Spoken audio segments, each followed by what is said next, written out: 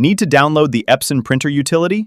In this video, I'll show you exactly how to download, install, and set it up on your Windows or Mac computer in just a few minutes. The Epson Printer Utility helps you manage printer settings, check ink levels, perform maintenance, clean print heads, and keep your printer running smoothly.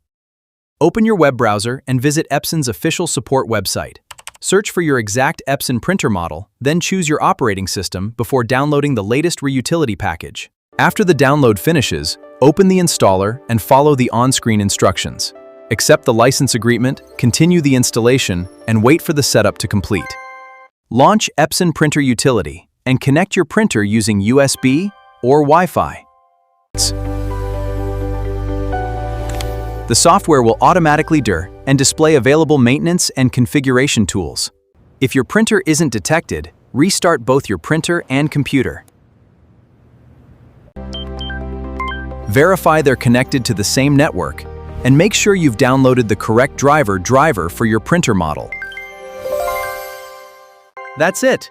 Your Epson Printer Utility is now installed and ready to use. If this tutorial helped you, don't forget to like, subscribe, and turn on notifications for more Epson printer guides.